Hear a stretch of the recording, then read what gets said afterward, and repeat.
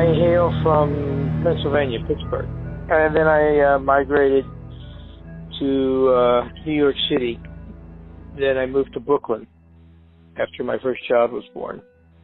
And then eventually I got into Juilliard in their master's program in composition. Now, were you always interested in music? Yeah. I spent my childhood behind a concert grand piano. And I studied with Beveridge Webster, who was a protege, a student of Cassatt's at the Sorbonne. And Beveridge's brother went on to record the Stravinsky ballets for solo piano. And he ended up at Juilliard. And then I went to Carnegie Tech in music for about 6 months. But then they asked me to leave. They told me I didn't have any talent. So I stopped music for 12 years. Didn't play a thing. Nothing. What did you do in music during that time? I was a television producer. I've done over about 150 commercials. Then I became a speechwriter for the president of Sunoco Oil Company. And then I became a little videographer. And then one day, my wife said, you're still a musician. And it was interesting. I really wasn't very grounded in any of those things. And I thought maybe it was over for me. Anyway, I became friends with a monster pianist, and he was Balanchine's rehearsal pianist. And he took me under his wing, and after about 13 months, I knew that I was back into music. And then I went over to Juilliard's extension division, and where I worked with Stanley Wolf for 2 years to audition for the master's program. And I think when I got accepted, I was the oldest person ever accepted since the Second World War. So that was. Do you mind how old were you when you were accepted? 35. Okay. So I was a little bit. I stuck out. I stuck out. Yeah, that was funny. Then. But that's when it started to happen. It's been a magical story in a way. I was standing in the hall in my locker with all these incredibly beautiful dancers surrounding around me, all of us in our particular lockers. And this woman came walking down the hall whom I didn't know who she was, an elderly woman, older woman, very regal, extraordinarily, a real presence. And she said, "Who are you?" She thought, "How did you get here?" And she immediately asked me to come into her office, and this was Martha Hill, who started dance education in this country. And she put together probably one of the most incredible dance faculty ever. And at that time, Jose Limon had just died. So that was my first commission. I wrote the epitaph for Jose Limon. It was 2 years at Lincoln. Played for 2 years at Lincoln Center. That was my first ballet. Oh, nice. Yeah, I've written about 5 ballets. Ballet dance has always been one of my favorite places. I just love dance. In fact, all my music, no matter what it is, has an element of motion and dance to it.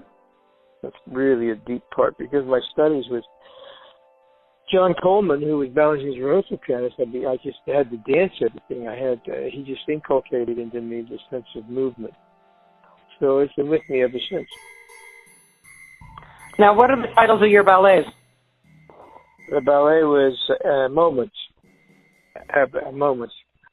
Epitaph for Jose Limon, who was an extraordinary choreographer and probably one of America's greatest. He was from Mexico. And he started with Martha Graham, I think. And then he went to Juilliard with Martha Hill. And the rest is history. I mean, he really is extraordinary.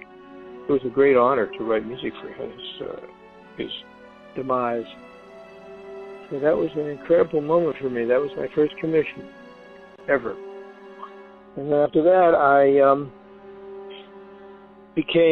I graduated, and now I'm 38, and Jacob was born.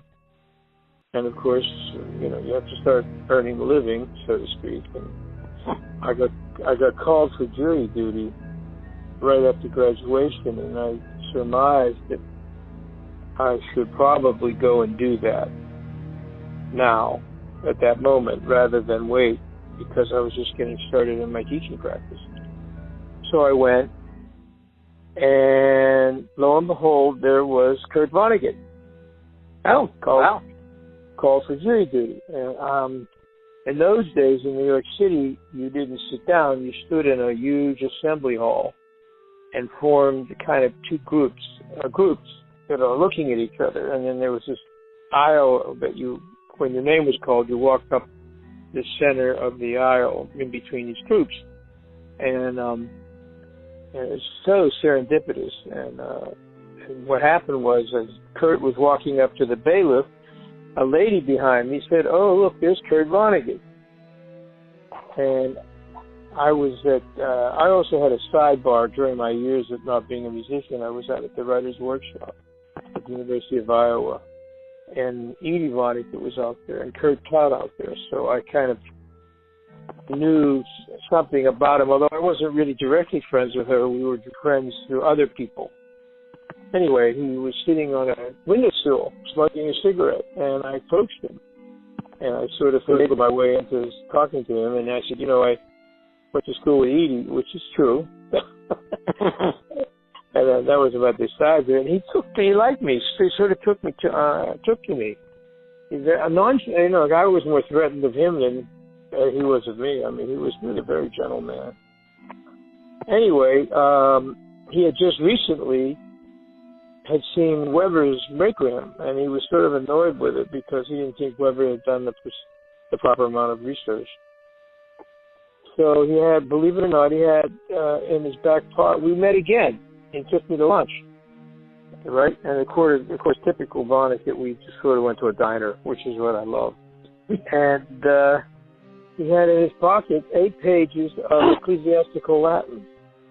And he had rewritten the Requiem Mass for the Catholic Church, and he wanted me to write the music. So I said, yes, why not? Say yes to everything, right? And I did. And I wrote 183 pages of music, and this thing is now kind of a legend in the independent world. It's been, I don't know how many years it's been in the top 100 on Amazon of indie vocal and opera. Where can people find it? It's still there. It's now. I just saw it the other day. It's 15. Oh wow! And sometimes I'm number 1. It's amazing. I never knew this. My book writer for Tashi Tibet, Pamela Rummel, found it. She just did a little research on me, and I said, "Do you know that you're in the top 100?" I had no idea. Well, nothing like being well known when you don't even know it, which is okay with me. I'm all right with that. I don't mind. Anyway, I started teaching composition privately. And my brother introduced me to Michael Brecker, the great jazz saxophonist of the Brecker Brothers. And through him, I ended up teaching probably, without exaggeration, 27 of the greatest jazz artists in this country. I taught Lucy Simon, Carly's sister. Russ Kunkel, the melodic, he was kind of the backup band for Carly and a lot of other people. On and on. Brecker, Sanborn, Stern, Joey Calderazzo, oh God, Jim Golden. Just a whole plethora of jazz greats. Became either on or off jazz. And then, of course, there was lots and lots of others. I just got a text message from a student that I worked with 30 years ago wanted me to look at his latest work. I don't know how many people I've taught. But then from there, I got hired by the School of Visual Arts to teach music to motion graphic artists. And that's been my main career, and at FIT, National Institute of Technology. And I was taken under the wing of Bruce Wands, who's now retired, and Terrence Mason has taken over his job. And I have a huge body of animation and graphic artists that are students of mine. So, all over the world, from Hong Kong to Russia to Argentina. So I've developed. I just, been going on and on. What's your favorite thing about teaching? Say what to me? What is your favorite thing about teaching? My favorite thing? About teaching, it's quite simple. Watching a young animator or motion graphic artist light up when they have the right music with their work. That is really, I get so much pleasure out of that. Because that takes it someplace that they couldn't go by themselves. And it's just a wonderful, wonderful feeling for me. And I'm really devoted to it. Just yesterday, a young man from Germany at Tashi Institute, I turned him on to some of all avant-garde German music by Anton Webern, and had it played with a particular animation video that was close to his vision, and he just, oh God, you should see the look on his face. He was so pleased. And the same with SVA. In fact, I just found out last semester that one of my students has won Student Academy Award. Oh, that's nice. Yeah, they're really. Our SVA's in its computer arts department is renowned. That's the 5th Student Academy Award I think they've won. But their graduates are everywhere, from Blue Sky to Pixar to just on and on. Everywhere aspects of the industry. DreamWorks, they're really talented. And now my FIT kids are blossoming. They're becoming better and better. They're getting better and better, and it's wonderful. I think it's good to teach that way because it keeps me going, and it supplements my income from Social Security. But at the same time, you know that one, and it keeps me.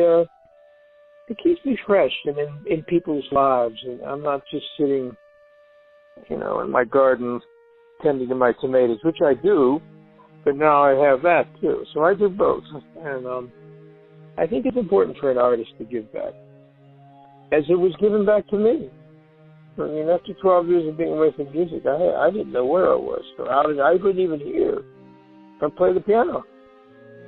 And through the very patient brilliance of certain men in my life, and women, Martha Hill especially, who took a chance on me, I wouldn't be where I am today.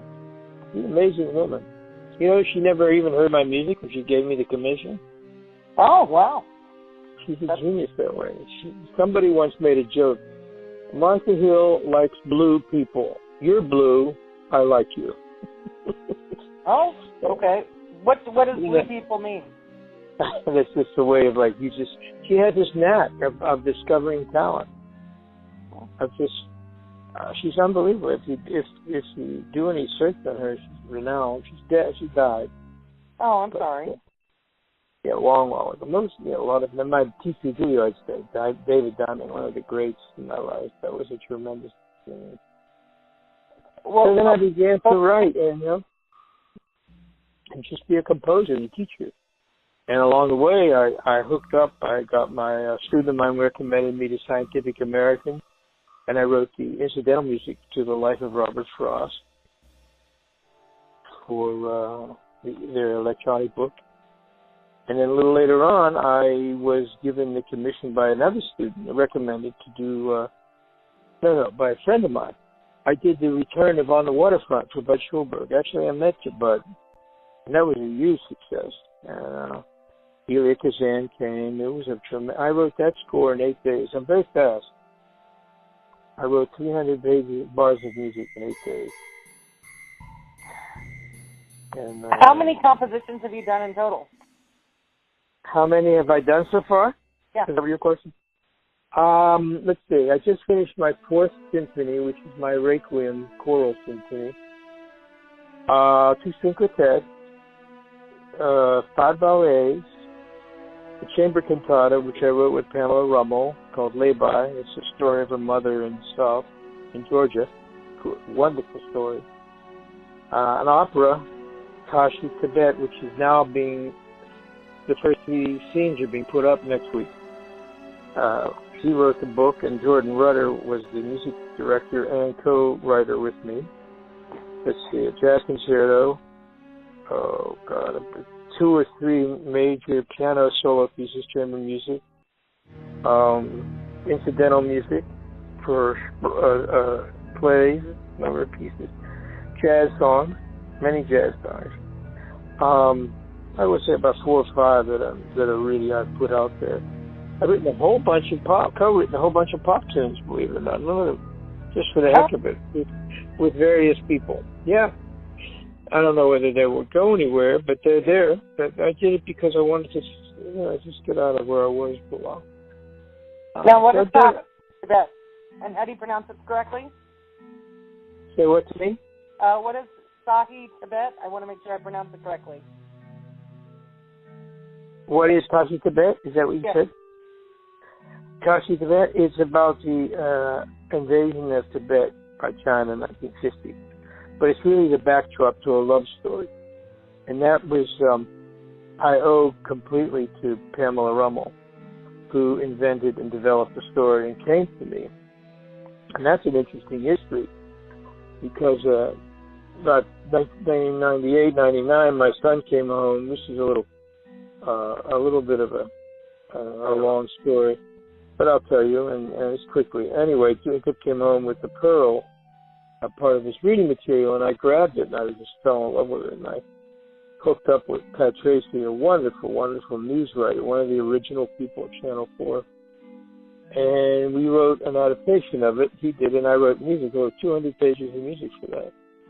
And by the time we wanted to get the rights, the agent of the prior had died, and we couldn't figure out where it was in probate court, which takes forever. So he pulled out because of health reasons, and it just got shut down. And then I was searching for a writer for about 3 years, and a mutual friend introduced me to Pamela, very talented woman from Jacksonville, very talented. And she has gone ahead and introduced me to this whole incredible art scene in Jacksonville. I don't know if you know what it is. But that's where Stephen Dare's from, as a matter of fact. And she and I started to talk about working together. And one day she called me up and she said, let's write this about Tibet. And she's very, does her homework. And I took all the music that I had for Pearl and rewrote it. And now it's gone through, this is the fourth reincarnation of it with Jordan Rudder, who's also a Jacksonville guy. Superb music director. I mean, he is a young man. He graduated from Manhattan School of Music. Really, really brilliant. And we're putting it up next week. Three scenes for the industry. And that was 2 years of editing work. I can see that I can show you, I have this sort of long distance run to my life. I am hardly, overnight took about 20 years. I just keep trying new things. I think you'd try. I like that you were so adventurous and do new things. You like what? Say what? I like that you're so adventurous and constantly trying new things. Yes, I'm blessed that way. That's something I learned from my father, who was a doctor, eye surgeon, very successful. And then one day he sold everything and bought a little church in the middle of Pennsylvania and became a country doctor. Completely changed it. Yeah, everything. I mean, he had huge practice in Pittsburgh, University of Pittsburgh, private, et cetera, et cetera. And he said, I'm out of here. He was about 52, 53. Bought a farm. So he really gave me the impetus to take chances, take risks. Now, you also worked as a producer for rock bands. How did that come to be? I worked for producers for rock bands. Is that what your question was? Yeah, you used to, with Winger, at least one. Is that correct? Oh, no, that's a little, no. I think that was, let me put it this way. Yeah. No, I wrote with Kip Winger. He came to me as a composition student. Oh. Yeah, and we did I have 30, I still have them. He wants them back, I won't give it to them. I will if he wants them back. I have 30 cassettes of songs that he's written, that he wrote under my tutelage with me or inspired by me. And he also he is an incredibly focused artist, and we did some major analysis of classical music. I mean, he wasn't just fooling around. He really is the real deal. And with me, he wrote his first album, and I went and he gave me a double platinum record for that. Relationship. And he went on, studied with others, and that his career is where it is. But we still are. They just wrote a book about him, and I heard I'm in it. Oh wow! Well, yeah, Dennis Waller wrote a book about it. A long time. Say what? Do you know what he's doing now? I haven't heard about him in a long time. Well, he tours as solo. He does his music, but he's also writing classical. He's written 2 ballets. He's written classical music, won some awards. His former wife was a ballet dancer. She died tragically, but he is, and he is. Oh yeah, he's become a classical composer. Well, that's interesting. And one of the reasons the author of the book called me was he couldn't figure out where Kip was in the world. Was he a rock and roll heavy metal guy, or was he a classical composer? I said, don't even bother asking yourself that. Well, why do you have to be one or the other? That's right. I said, he's what Gershwin was. He has the Gershwin thing. So do I. It's now all over the place, but in those days, Gershwin did whatever he was asked to do. Opera, film scores, pop songs. That's the way Kip is. That's right. You're right. You hit the nail on the head. Yep. Now, what are some of your favorite pieces of your own music that you've created?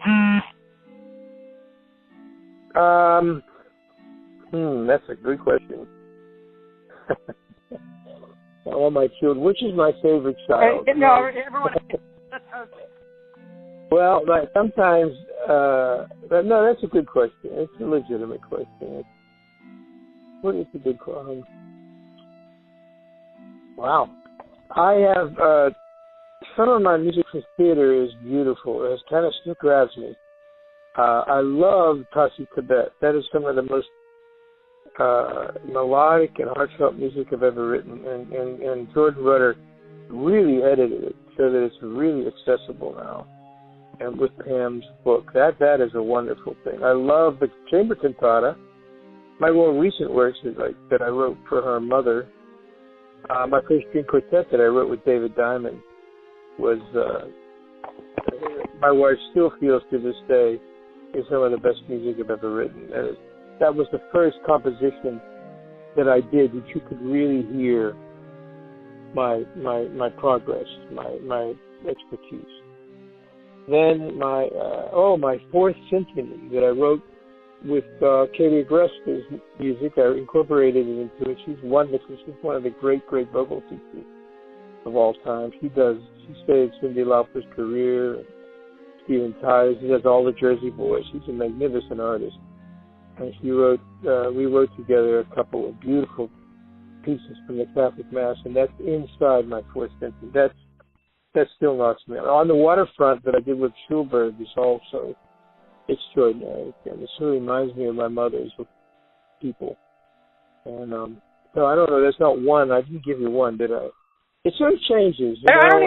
Few is good. Well, I remember someone asked Charles Dickens which was his favorite novel, and he said, "It's the one I'm looking at." That works too.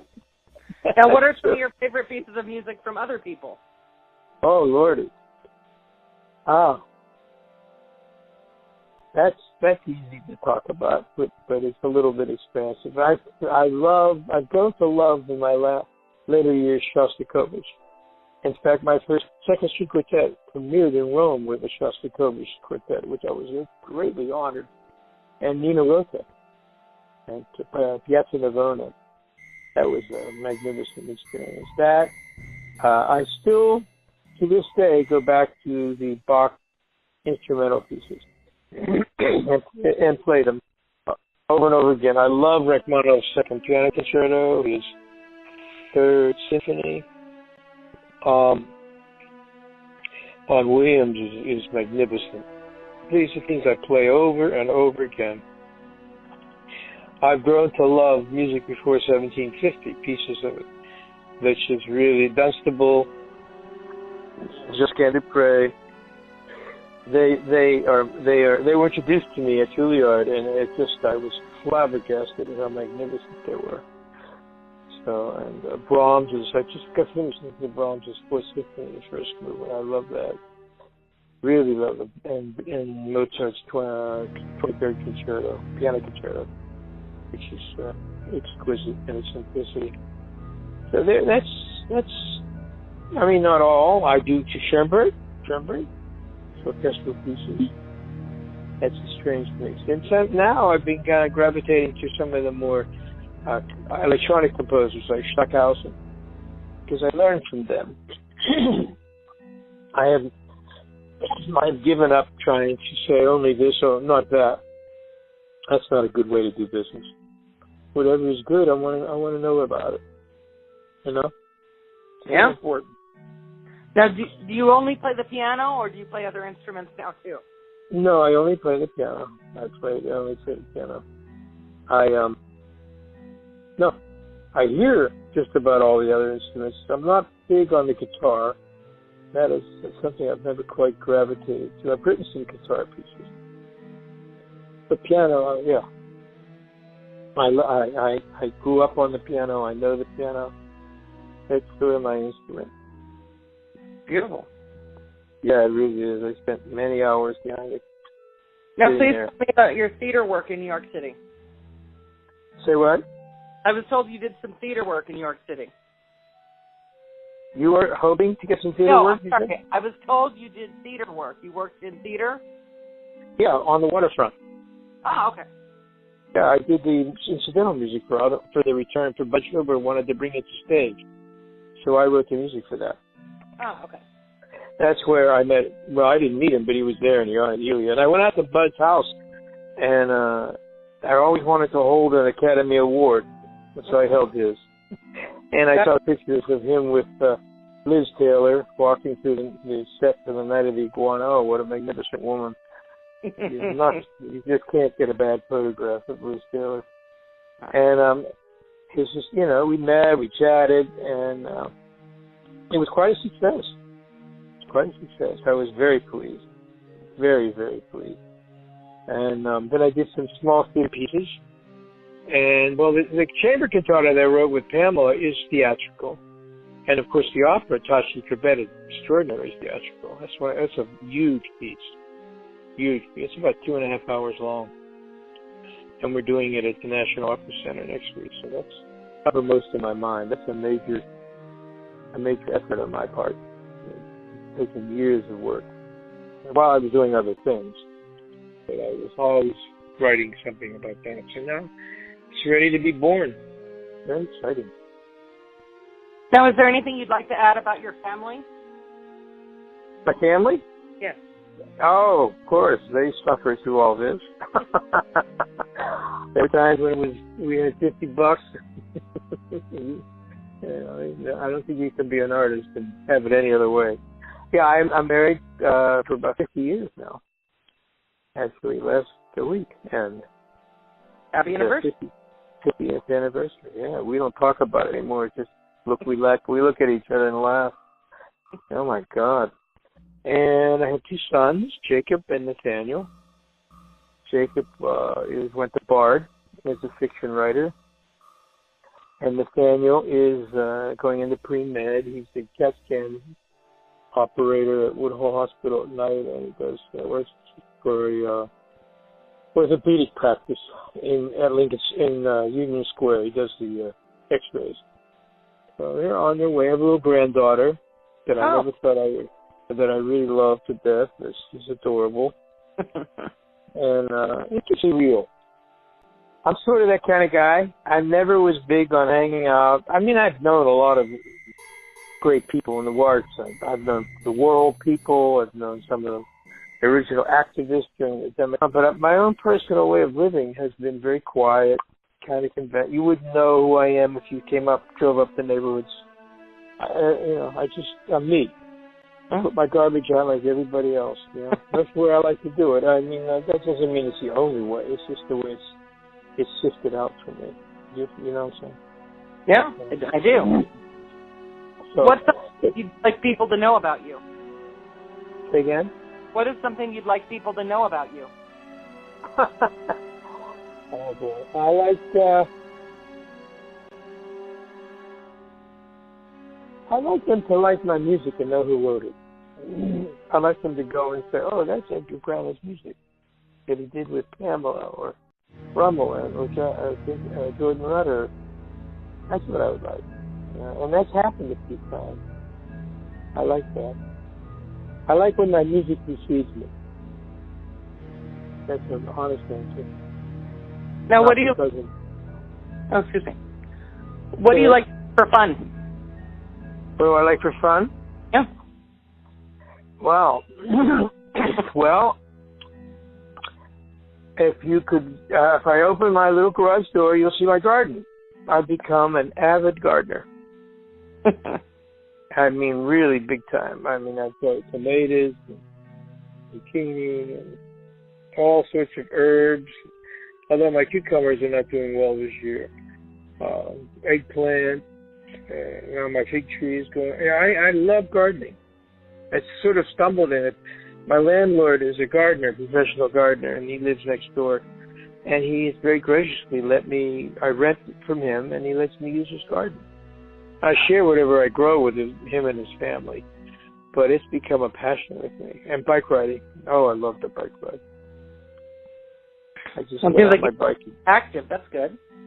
Yeah, I'm very lucky, very fortunate. Believe me, it's uppermost in my mind. You know, you get to be my age, and 80% of your conversation is about your health.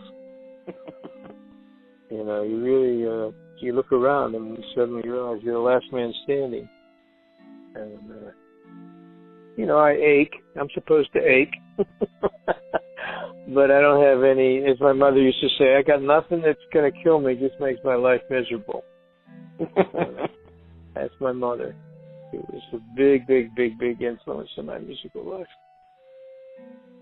What would you like your legacy to be?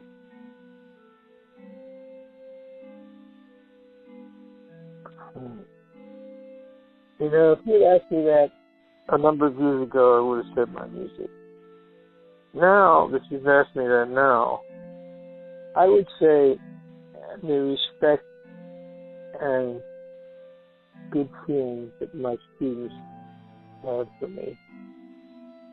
That I made some mistakes, but on the whole, I really gave them as much as I could as an honest teacher. That would be my legacy. People. All the rest is decoration. Yeah, people. That's a big change in me. You know, like all young Turks, I thought that success was going to make me somebody. And I had success. And then I didn't have success. But then I had students. And it kept me on. I saw how important that was. Yeah. People. My two sons. Yeah. Now, where can we find your music? On Edgar Grana Music, all one word, edgargranamusic.bandcamp.com. That's my official music site that I upload constantly things that I've written. That's that, and I go through all my music, and I don't put everything up there, but I put what's important to me. It's pretty expensive. I'm not prolific like some of my colleagues were at Juilliard. I mean, some have written 77 pieces. I can't do that. What I write is chiseled and refined. I'm like a Swiss watchmaker. So I spend a great deal of time on things. So, and because I started so late, I don't have the oeuvre that these guys have. They started a lot younger than I, but that's okay. I don't write to compete like that. That's not my place to do that. Is there anything you'd like to add? Well, I'm looking forward big to next week to seeing Tashi Tibet with Pamela Rummel and Jordan Rudder and all the work we've done. I'm saying that for them and all the singers. I mean, it's an extension of my own. It's not for me only, but that's what I'm also very big on is collaboration. I'm really big on working with people, and that's a major component to me as being an artist. So that would be like my last parting remarks to you, if I may.